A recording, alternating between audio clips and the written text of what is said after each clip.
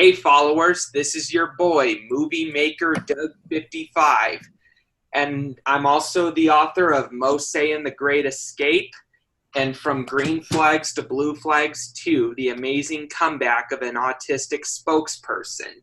Today I have two special guests with me today, my coach and mentor, Andy McPhee, and I also have Gee Cunningham. Welcome, guys. Thank you.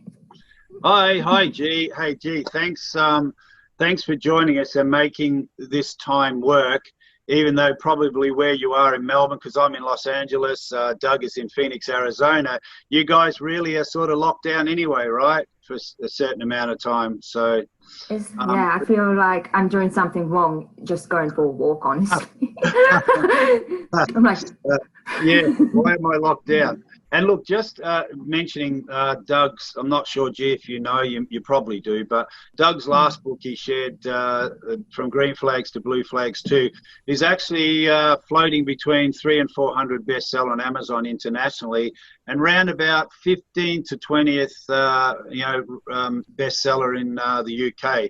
So it's very cool that he's, gone from his journey of autism and anxiety and depression to someone one day as a teenager said, "Oh, I hear you like writing, why don't you write a book?" And he's written eight since, and we're on his 7, and we're on his 8th book. We're doing a science fiction, so it's quite an achievement. And having guests like yourself on has grown quite big now. It's gone from 10 series to, I don't know, probably 20 or 30 now. We just have more people coming on, just sharing their journey of achievements of whatever they've dealt with in life. So I'll hand it back to Doug, and he can start our session with Gee Cunningham from Melbourne, Australia. Nice, led by Doug Kenney from Phoenix, Arizona. And Andy McPhee from Los Angeles. Yeah. What are you up to now? Like, I know I've heard you're doing a bit of creative work. Doug shared with me that you were talking to him about some of the arts. What are you actually doing now in the creative world? What are you studying or doing? well, I recently got back into acting classes and singing classes. It's definitely interesting doing it all online right now, but I feel like it's also helping me prepare for when I travel, so I can still so I'm more comfortable getting into this stuff for the future without feeling like I have to learn it instantly. But yeah, before quarantine, I did a lot of dance classes. I even started circus classes. Oh wow! But yeah, I mainly just do singing and acting. Acting's my biggest thing. Yeah. You do a little bit of artwork too, because I've seen it on your social media, right? Yeah, I do some visual art. I did it a lot more as a child, but it's definitely been a good, especially in high school, it was a good outlet for me. I had a visual journal. I would draw in it when I was having bad days or in classes. I was allowed to draw in class because it helped keep me present and in the classroom. Okay. Yeah, I don't do it as much anymore, but yeah. And so I think Doug's, I know Doug's got a couple of questions around what you just shared with us and what's behind all that as well. Yeah. Yeah, so my next question after that is, for some listeners, it might sound easy to go into the arts, but it hasn't really been that easy for you, and why is that? Well, I was born with a mild to moderate hearing impairment, but now it's more of a moderate to severe deafness. But also I've had quite a traumatic upbringing. I also have borderline personality disorder, which got diagnosed or misdiagnosed while growing up, which led to a lot of bumps in the road. But yeah. Wow, that's just sounds extremely stressful to someone who is not dealing with that. So to see you like looking at you now, and I know you because I was fortunate enough to meet you in an acting class at TAFTA in Australia, and I was just really impressed with your tenacity to keep going. And I know you shared a few things with me back then, how difficult it was for you, like your anxiety and things would come up. But the thing is, G, you don't give up, and that's amazing. So can you share a little bit of how you kept in action to keep being in action, to do things that are positive for you rather than just living in what your body's doing? Now, I'll just give you one quick quote. It's such a beautiful quote. Doug and myself interviewed Janine. Doug, would you like to just share with G and the viewers what Janine has, what happened to her in her life and how she used that quote of "my body doesn't define who I am"? And she's done amazing stuff. Yeah, the other day we interviewed Janine Shepherd. She has a towering reputation in Australia, as she has the member of the Order of Australia. And I really believe if she pursues her goal of getting a PhD, she'll probably get a higher rank in that eventually. But yeah, she had an injury while I think she said she was practicing for the Olympics. Yeah. Actually, no.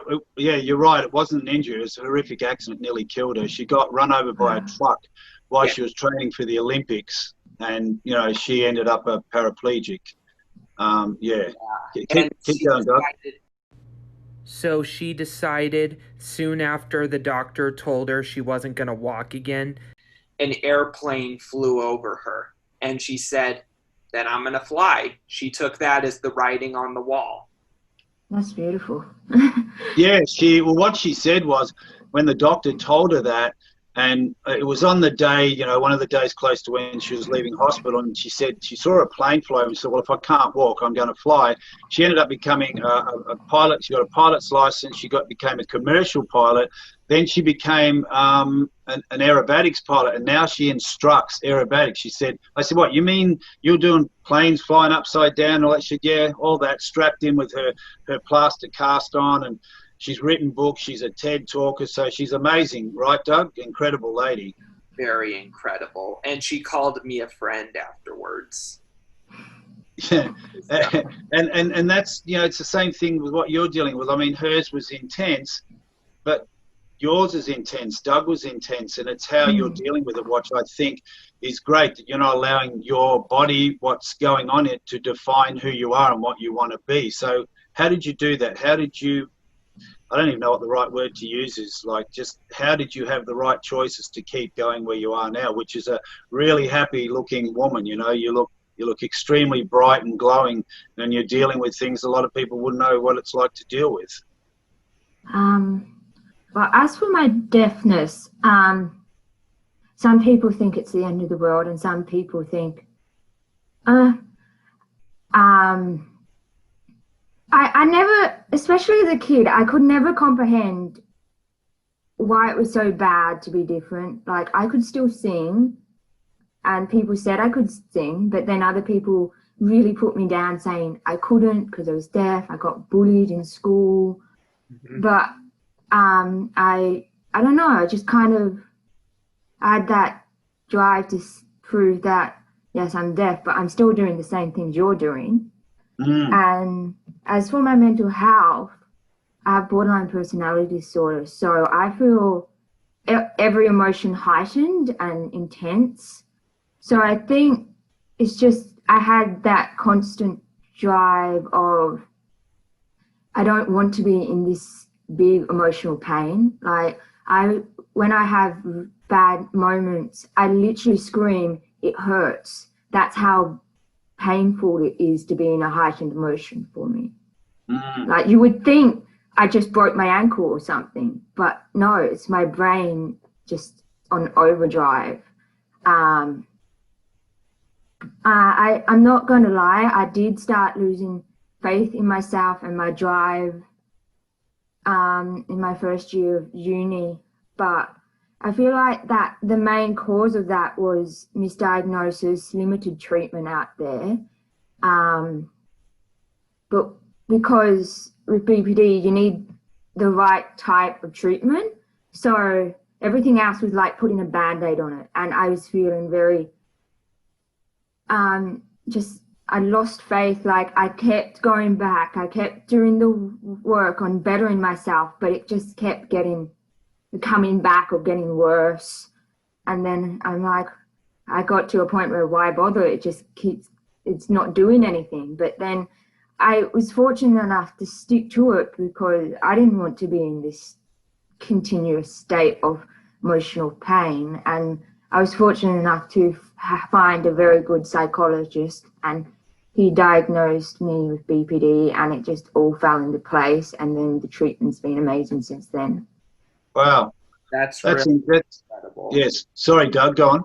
That's really incredible. And I have to be honest with you, I was bullied growing up too. And I plan to describe certain aspects of my bullying in an anti-bullying podcast that I'm going to do with Jerry Trimble.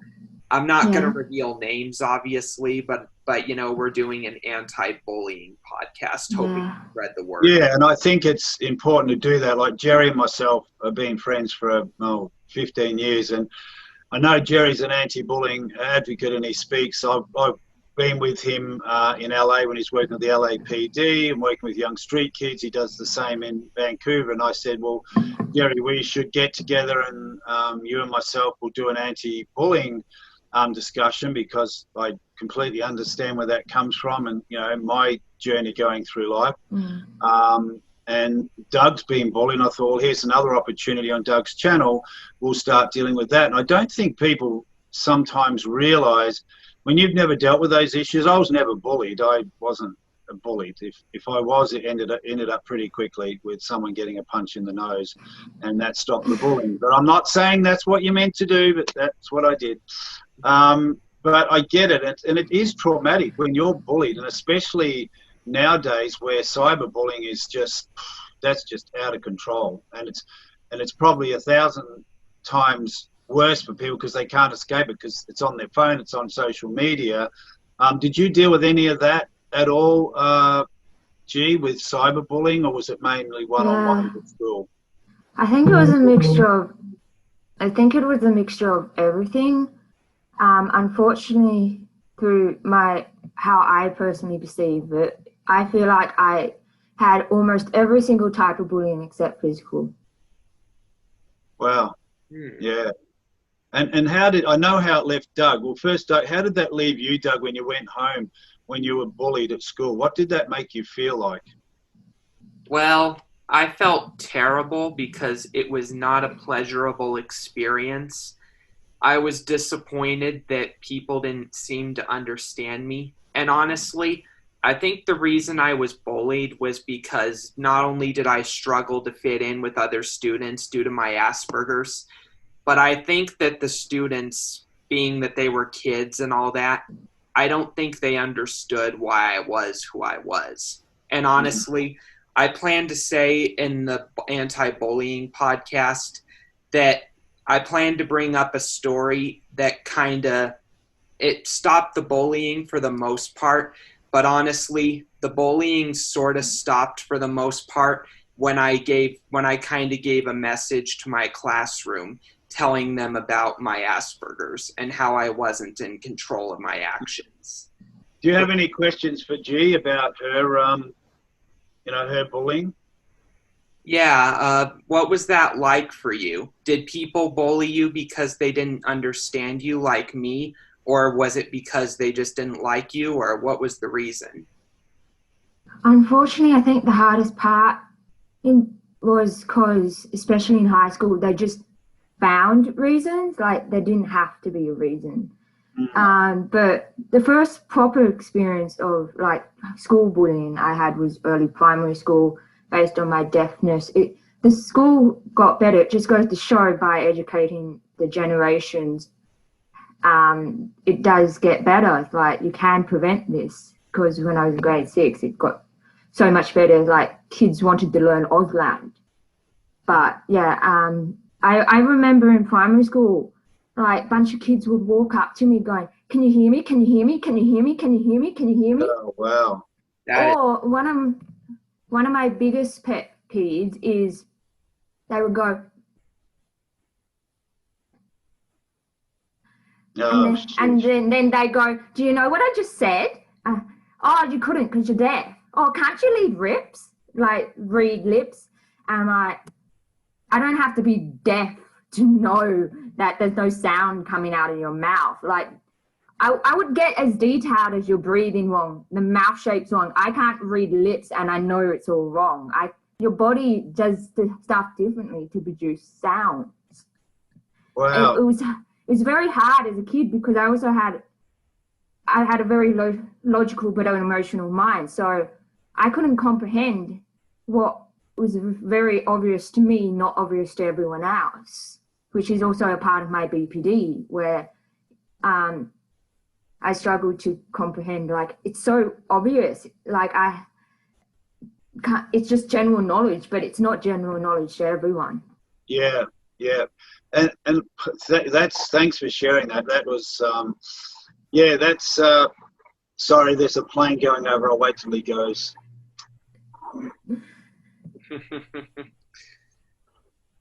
Yeah. That's an incredible story. That's all I got. That's amazing, G. Like that, like even just you telling me that, I couldn't even imagine what that would be like, having people make fun of you in your face like that. Like, it's just, and I know I get it, kids can be cruel, but I just don't think, they really understand the impact, and that's why people do this sort of stuff. They don't realize that long-lasting impact. How did that leave you being when that was happening to you, and yet you still kept going to school? It was hard, especially in high school, but I think it helped because I had good relationships with teachers. There was a few friends that I had, like, on and off through primary school that were hearing or deaf. And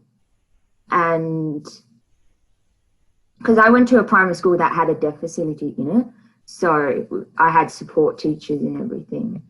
I don't know, it was definitely hard because I also had a lot of mental health that wasn't being treated properly, so I got triggered by almost anything. So I think bullying like that really just kept feeding my fear of abandonment, loneliness, feeling like a burden. Like, I had people be nice to me in class and say, yeah, sure, we'll hang out with you, meet us here.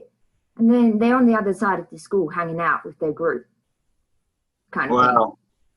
So can I ask you, G, because like we only have a certain amount of time in these broadcasts, but first of all, I got to keep saying you thanks for being so authentic and sharing, and Doug as well, because you two guys, what you went through, I dealt with things in my own life differently, and I don't particularly say they were the correct way to do it, but that was part of my journey, and I just wouldn't take being bullied, and I wouldn't have my kids being bullied, and my daughter got bullied at school a lot because she was on the TV show Neighbours, and she was quite a large kid, and she got picked on, and there's a couple of guys got a few blood noses from her. And again, I say it's not the right way, but she was getting hit, like punched in the nose, pushed into lockers. I said, you need to take care of that. If someone hits you, you can defend yourself. So she defended herself, and amazingly it stopped because they were scared of her. It's like, so, it is what it is. But I really admire both of you for the fact that, and since I've known Doug, like just how you guys and people who are dealing with some sort of impact in their life, just you don't give up, and you just keep driving forward. And some people, it's not that easy for them. They need more support, and they need more people around them to help them deal with these things. And what we're hoping in these episodes is that people get to see how you currently keep getting up every day, and you're proud of who you are, and you're not giving up.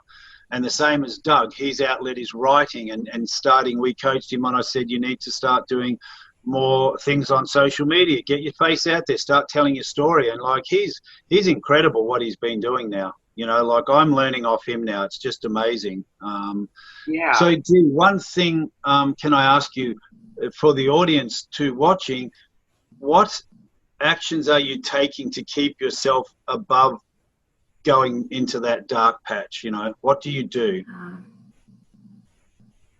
Well, the biggest thing I've been working on for the last few years, I think, is like just learning to balance it, but also telling myself it's okay that things take time. Like, it's not going to happen instantly. It's definitely a roller coaster. It's not a mountain. It goes up and down, but eventually you're going to get to where you need to be. And I don't always notice the changes, but when I hear people saying such good things about how I've grown and how it was like 2 years ago and everything, I'm also like learning to accept those comments. Like, it's okay to hear that. But yeah, I'm doing dialectical behavior therapy, which is the best known treatment for BPD. And that goes into like mindfulness, check the facts, act opposite, body senses. It's like your body plays a big part on how you feel as well as your mind. But yeah, even just like acting, like I want to do it professionally, but it's really helped me so much. Like the stuff I've learned from acting, I'm also learning in DBT with all the mindfulness, and I'm like finding what works for me and everything, and it just helps so much. But yeah, I find I do a lot better when I keep in tune with my body, and I'm learning not to push my body now as well, because I also have endometriosis that I just recently found out, and it explains that why some days I might be able to do the splits, and then the next day it's like I'm never stretched in my life kind of thing. Right. Yeah. And then I would emotionally punish myself as if the dance teacher was shouting in my head kind of thing. But yeah, I feel like I'm learning not to overload myself. So I'm learning to take time for me and continue to develop. And I've talked with like Andy, my agent, and a lot of people. It's like my mental health comes first. No matter how much I want to do it, if it gets in the way of my mental health, I'm learning to say no, because my mental health needs to come first, which it's hard, especially in an arts industry and just society. We're so used to pushing it in the corner and just driving forward. Yeah. But then we end up falling without even realizing it that way.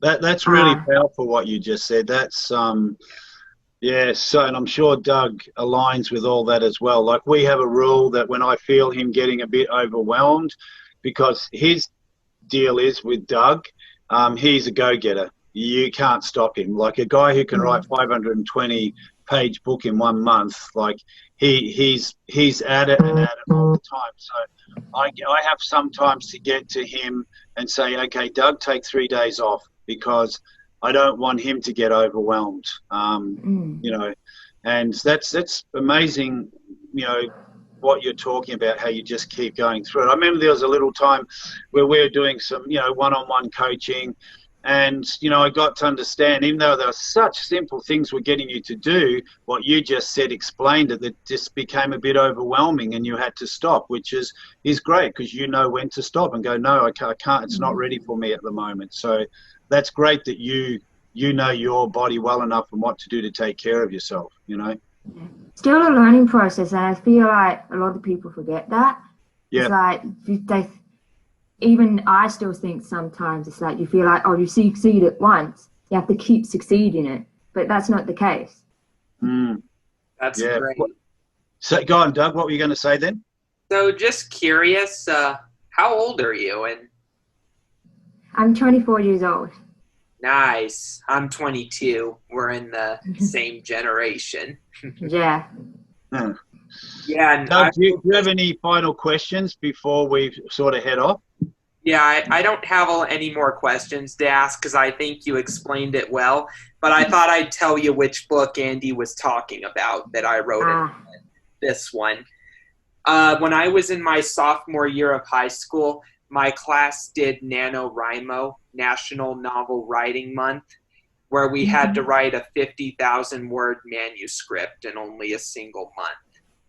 And I was the only student to succeed in the challenge. I went overboard with it and reached 200,000 words. And and I was also the only student in my high school to actually publish the book. Yeah. Amazing. Hey, Gee, just before we do end off, do you write at all? Do you do any writing? I've, especially a few years ago, but not really novels. I feel overwhelmed by that. Right. I've done like a few little poems. I actually got some like here. Like there's this little one. It's just because we're time consumed. It's like, my heart is banging to get out, pushing through my ribs. My rib cage is vibrating. It wants to get out, to run to you, to show you the love I hide inside me. Wow, love it. That's great. Good poem. Yeah. Well, I tell you what, you can send Doug via messenger. Send him some of your poems, and he'll be able to put them onto the channel when it goes up. You know, even a couple of three or four, and any of the other pictures you said you were going to send me, send them to me, and I'll get them to Doug, and we'll put them up there. You know. Yeah, we'll put them up there. Yep, for sure. Yeah, great. God bless you, and may you have a tremendous future in acting, singing, and all that. Yeah. I wish you both the best as well. Yeah, you're amazing people. Well, no, so gee, we all are, you know, everybody's got their own little journey, and just people like you and Doug being so powerfully authentic and not ashamed of what you're telling us, you know, like being proud of that's who you are, and you're dealing with it. You're living a life of your free will, what you want to do without being stopped and judged. And when you do get judged, then okay, you're dealing with it in a much more empowered way for yourself, because it's only their view. It's not who you are, you know, either of you, you know. Yep. All that glitters is not gold. Yeah. Well, thank you, Gee. I really appreciate you taking the time and sharing it. It's just a beautiful story, what you're doing in your life, you know. Yeah. It's just so much, and I feel like I've only just tipped the iceberg, but that's what it's like being in our situations. I'm sure Doug can understand. People might see the tip of everything and not understand the whole story, but we have to do our best to give them what we can so people can understand. Yeah. Well, it's like that drawing that everyone's seen, that artwork where you've got the iceberg on the water, and underneath you've got this massive base of the iceberg. Yeah, you're right. We see the tip. We have no idea what's holding you up or what you're dealing with until you share it. And then even when you share it, I can only take in what you've shared. The experience that you're dealing with emotionally, I would have no idea what that's like, but I could imagine it would be intense for, you know, both of you and other people dealing with similar things, you know. Yeah. All right. Well, thank you. I appreciate both of you, you know. Yeah, for sure. And we'll keep in touch, Gee. We'll keep in touch. Of course. I think I'm also following you on Instagram, so we got multiple platforms. Follow me on YouTube, Movie Maker 55. I will do. For sure. Alrighty, I want to thank all of my friends for coming on board tonight. And whenever you guys have a chance, check out my latest screenplay, a 715-page long screenplay titled Ray Guns Achronos, War on Claudiusville, Part 1, The New Heroes. Woohoo! Can you guess how long it took me to write that one? How long? 3 months. Oh, wow. How long is it going to take us to watch the movie? I think the part 1 will need 3 parts. I think so. All righty. Well, thanks again, Gee. Appreciate you, and thanks for taking the time, and you too, Doug. Thank you. Have a splendid evening. All right, followers. If you enjoyed this interview, please follow me on YouTube at Movie Maker Doug 55. Please follow my coach and mentor, Andy McPhee, on Facebook, Instagram, and YouTube. And please follow Gee Cunningham on Facebook, Instagram, and YouTube as well. And we'll see you next time on Being Relentless and Unstoppable.